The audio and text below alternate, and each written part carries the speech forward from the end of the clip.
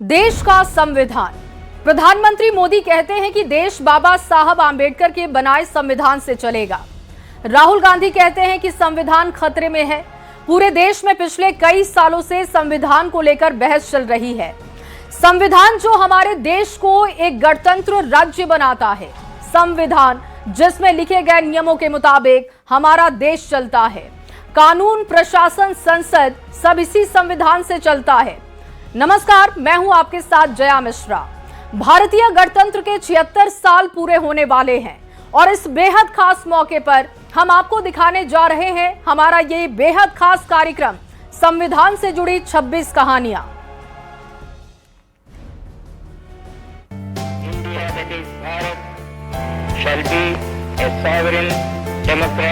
संविधान की प्रस्तावना यह संविधान का सबसे पहला पन्ना होता है। इस एक पन्ने में दुनिया के सबसे बड़े दस्तावेज का सारांश होता है।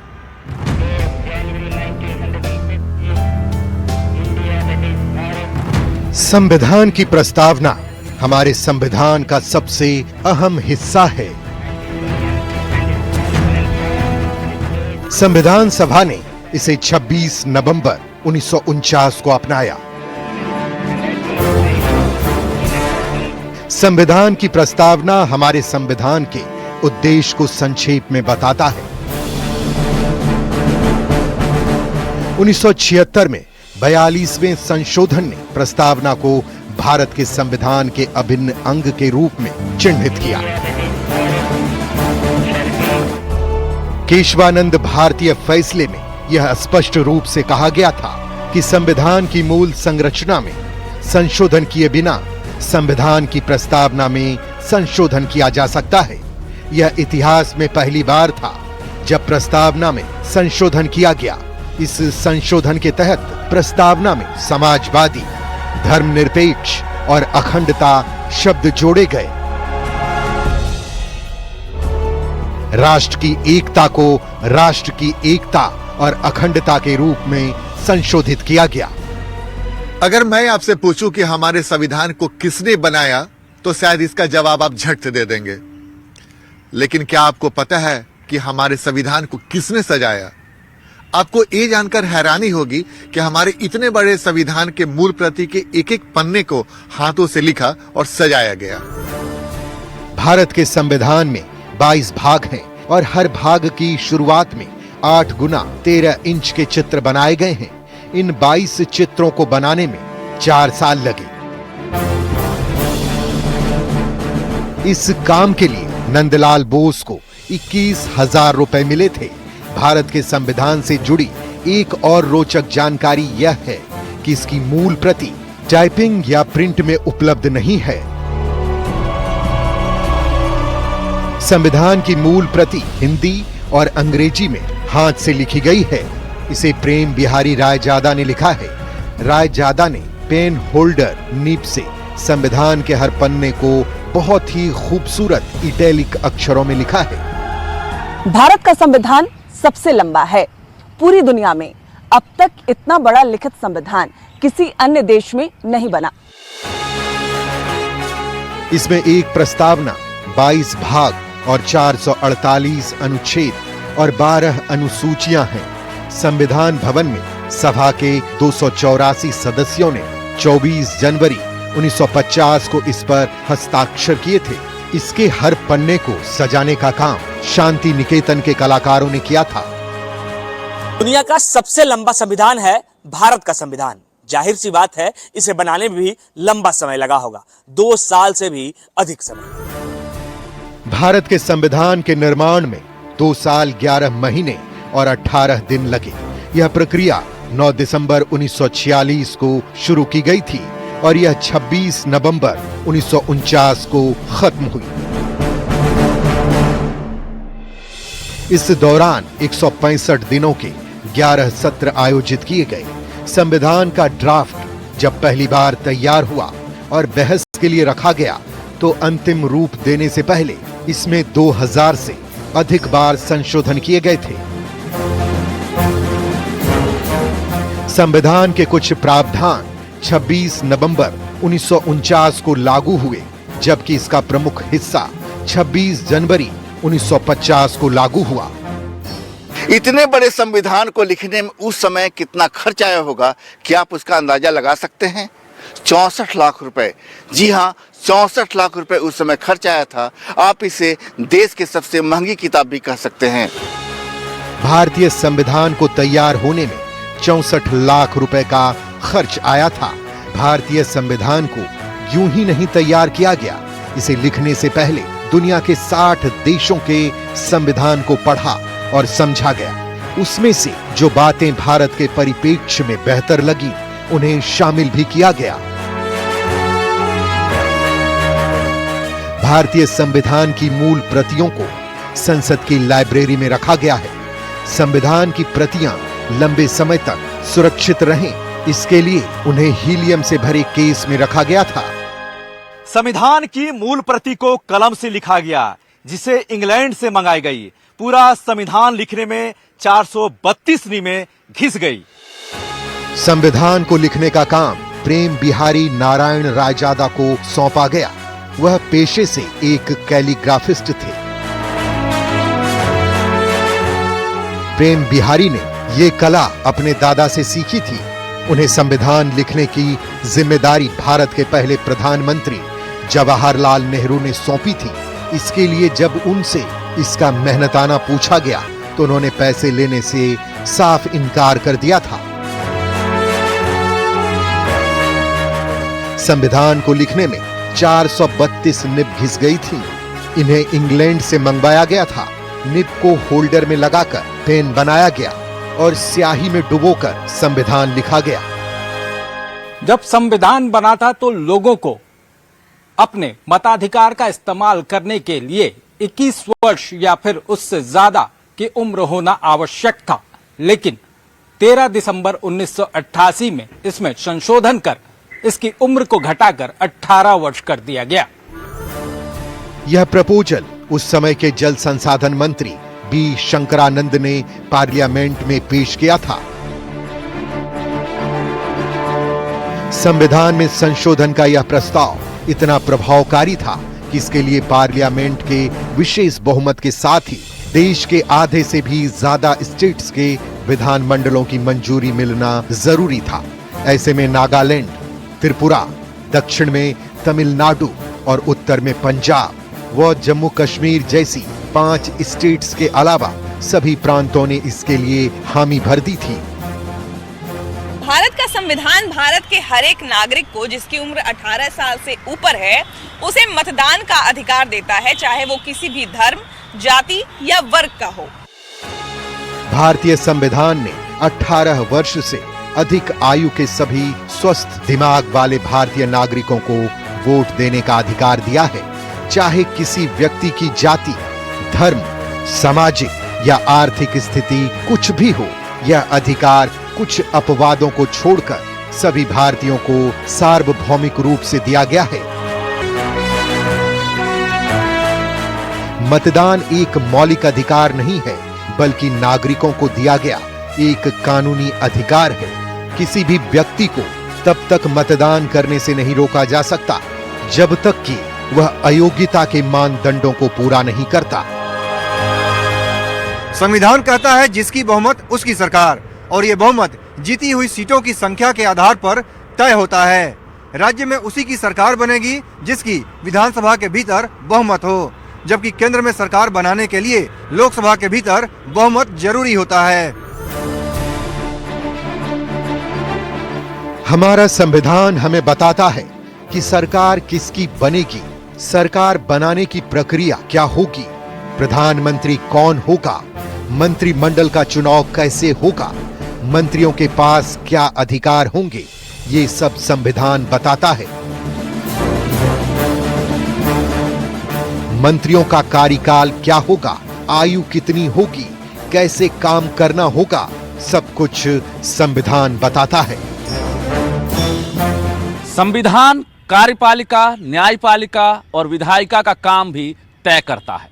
जनता के प्रति इनकी जवाबदेही और कर्तव्य भी संविधान ही तय करता है। कानून बनाना विधायिका का काम है, इसे लागू कराना कार्यपालिका का, और विधायिका द्वारा बनाए गए कानूनों के संविधान सम्मत होने या ना होने की जांच करना न्यायपालिका का काम है।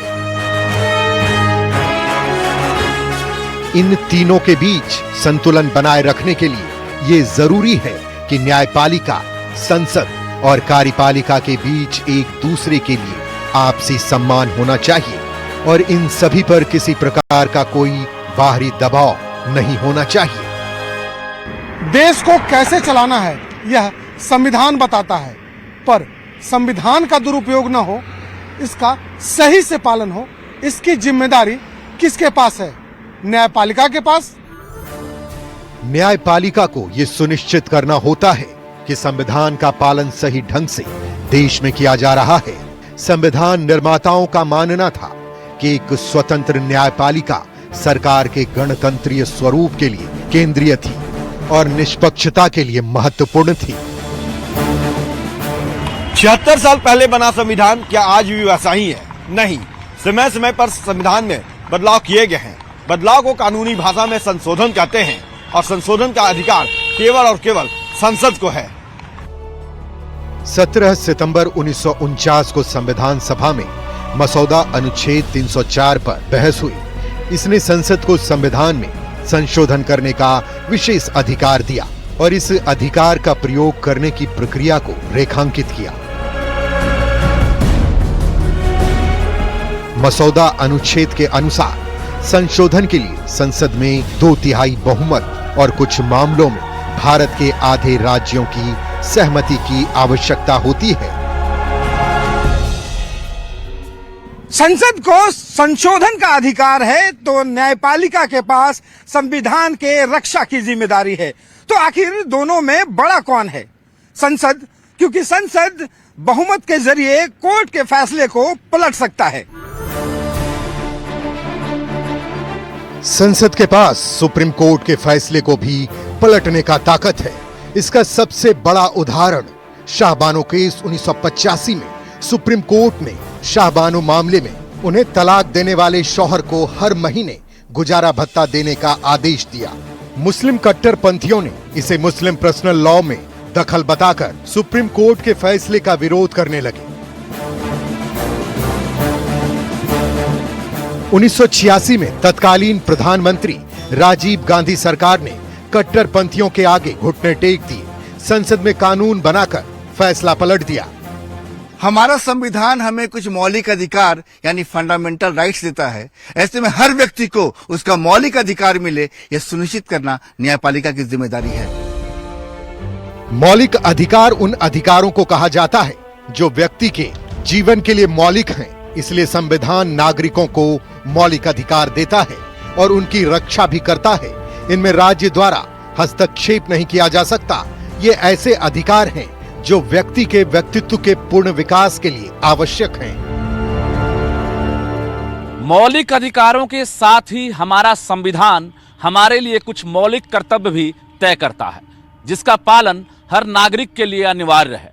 ये मौलिक अधिकार एक बेहतर नागरिक बनाने के जरिए मजबूत राष्ट्र के निर्माण में मदद करते हैं। संविधान कहता है कि भारत की संप्रभुता, एकता और अखंडता को बनाए रखना और उसकी रक्षा करना हमारा मौलिक कर्तव्य है।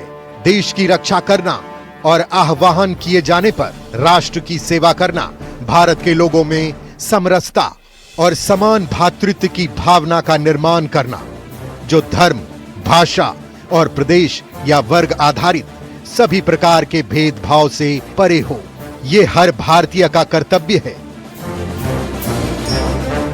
हमारा संविधान हमें अभिव्यक्ति की आजादी देता है, यानी हम अपने विचार, अपनी राय को बिना किसी डर, बिना किसी दबाव के व्यक्त कर सकते हैं।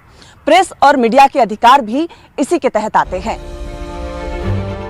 संविधान के अनुच्छेद 19 में कहा गया है कि किसी भी व्यक्ति के पास अभिव्यक्ति की स्वतंत्रता का अधिकार होगा, जिसके तहत वह किसी भी तरह के विचारों और सूचनाओं के आदान प्रदान की स्वतंत्रता होगी। संविधान हमें देश के किसी भी राज्य या केंद्र शासित प्रदेश में रहने की भी आजादी देता है।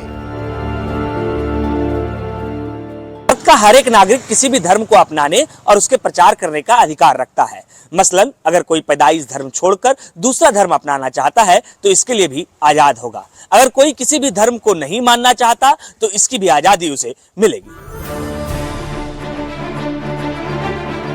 भारत में धर्म की स्वतंत्रता एक मौलिक अधिकार है, जिसकी गारंटी भारतीय संविधान के अनुच्छेद 25, 28 द्वारा दी गई है। इसके लिए भारतीय संविधान की प्रस्तावना में 1976 में संशोधन किया गया, ताकि भारत को स्पष्ट रूप से एक धर्मनिरपेक्ष राज्य घोषित किया जा सके। हमारा संविधान कहता है कि सरकार से बड़े होते हैं मौलिक अधिकार, यानी सत्ता में कोई भी हो लेकिन नागरिकों के मौलिक अधिकारों का हनन नहीं किया जा सकता है। मौलिक अधिकार सबसे बड़े हैं, पर एक स्थिति ऐसी भी है जब इन्हें भी निलंबित किया जा सकता है, आपातकाल। राष्ट्रीय आपातकाल के दौरान 6 मौलिक अधिकारों को स्थगित किया जा सकता है। अनुच्छेद 19 में उल्लिखित 6 मौलिक अधिकारों को उस स्थिति में स्थगित किया जा सकता है जब युद्ध या विदेशी आक्रमण के आधार पर राष्ट्रीय आपातकाल की घोषणा की गई हो। इन्हें सशस्त्र विद्रोह यानी आंतरिक आपातकाल के आधार पर स्थगित नहीं किया जा सकता है। हमारा संविधान हमें आजादी देता है कि हम किसी भी भाषा को बोले, देश के किसी कोने में भी रहें और किसी भी धर्म का पालन करें, पर इसमें किसी तरह का भेदभाव करने की इजाजत हमारा संविधान नहीं देता है। हमारा संविधान देश के हर नागरिक को समान मानता है। संविधान के आर्टिकल 15 के मुताबिक आप किसी भी व्यक्ति से धर्म, जाति, लिंग या जन्म स्थान के आधार पर भेदभाव नहीं कर सकते हैं। राज्य किसी नागरिक से केवल धर्म, मूल वंश, जाति, लिंग, जन्म स्थान या इनमें से किसी भी आधार पर किसी तरह का कोई भेदभाव नहीं करेगा। भारत जब आजाद हुआ तब कई जातियां और वर्ग काफी पिछड़े हुए थे, आर्थिक, सामाजिक और शैक्षणिक रूप से। स्वतंत्र भारत में इन्हें समान अधिकार और अवसर मिल सके, इसीलिए हमारे संविधान में आरक्षण का प्रावधान किया गया। भारत की केंद्र सरकार ने उच्च शिक्षा में 27% आरक्षण दे रखा है और विभिन्न राज्य आरक्षणों में वृद्धि के लिए कानून बना सकते हैं। वैसे तो सर्वोच्च न्यायालय के फैसले के अनुसार 50% से अधिक आरक्षण नहीं दिया जा सकता, लेकिन राजस्थान जैसे कुछ राज्यों ने 68% आरक्षण का प्रस्ताव रखा है, जिसमें अगड़ी जातियों के लिए 14% आरक्षण भी शामिल है। हमारा संविधान कठोर भी है और लचीला भी। कठोर संविधान में बड़ी मुश्किल से संशोधन किया जा सकता है, जबकि लचीले संविधान में आसानी से संशोधन हो जाता है। हमारा संविधान बीच का रास्ता अख्तियार करता है। भारत के संविधान में संशोधन की एक निश्चित प्रक्रिया है। यह प्रक्रिया ना तो बहुत ज्यादा कठोर है और ना ही बहुत ज्यादा लचीला। यह अनूठी विशेषता इसे बदलती परिस्थिति के अनुकूल होने के साथ साथ मौलिक सिद्धांतों के लिए स्थिरता और सुरक्षा भी देती है। संविधान में संशोधन का प्रावधान तो है, पर इसे किस हद तक बदला जा सकता है? कानून कहता है कि संविधान के मूल ढांचे में कोई छेड़छाड़ नहीं की जा सकती। सुप्रीम कोर्ट ने कहा कि संसद के पास संविधान के अनुच्छेद 368 के तहत संशोधन का अधिकार तो है, लेकिन संविधान की मूल बातों से छेड़छाड़ नहीं की जा सकती। अदालत ने कहा कि संविधान के हर हिस्से को बदला जा सकता है, लेकिन उसकी न्यायिक समीक्षा होगी ताकि यह तय हो सके कि संविधान का आधार और ढांचा बरकरार है। अगर आपसे पूछा जाए कि सरकार कहां से चलती है तो शायद आप कहेंगे संसद से, पर सांसद एक प्रतिनिधि मात्र होते हैं, वो गांव-गांव नहीं जा सकते, ऐसा संभव नहीं है। गांव-गांव तक सरकारी तंत्र को मजबूत बनाने के लिए पंचायती राज व्यवस्था है। 1993 में संविधान के 73वें संशोधन द्वारा पंचायती राज व्यवस्था को संवैधानिक मान्यता मिली थी। इसका उद्देश्य था देश की करीब 2.5 लाख पंचायतों को अधिक अधिकार प्रदान कर उन्हें सशक्त बनाना और उम्मीद थी कि ग्राम पंचायतें स्थानीय जरूरतों के अनुसार योजनाएं बनाएंगी और उन्हें लागू करेंगी। वैसे तो हमारे देश के प्रधानमंत्री सबसे बड़े नेता होते हैं क्योंकि उन्हें जनता ने खुद चुना होता है, पर हमारे देश में सबसे बड़ा संवैधानिक पद होता है राष्ट्रपति का, और इस पद के साथ उन्हें कई विशेष अधिकार भी हासिल हैं। राष्ट्रपति की शक्तियां भारत के संविधान के तहत महत्वपूर्ण होती हैं। इसमें कार्यकारी, विधायी, न्यायिक, सैन्य और विवेकाधीन शक्तियां शामिल हैं। राष्ट्रपति को संसद की बैठक बुलाने, विधेयकों पर हस्ताक्षर करने, न्यायाधीशों की नियुक्ति करने का अधिकार होता है। वे राष्ट्रीय सुरक्षा और आपातकाल की घोषणाएं भी कर सकते हैं। संविधान का अनुच्छेद 32 इसे संविधान की आत्मा और हृदय की उपमा दी है बाबा साहब अंबेडकर ने, क्योंकि यह अनुच्छेद दरअसल नागरिकों को उनके मौलिक अधिकार की सुरक्षा का अधिकार देता है। Doctor B.R. अंबेडकर ने भारतीय संविधान के अनुच्छेद 32 को इस दस्तावेज का हृदय और आत्मा कहा है। यह किसी भी नागरिक को किसी भी मौलिक अधिकार का उल्लंघन होने की स्थिति में उसे बरकरार रखने के लिए सर्वोच्च न्यायालय में शिकायत दर्ज करने का अधिकार देता है। संवैधानिक उपचार का अधिकार इसका दूसरा नाम है।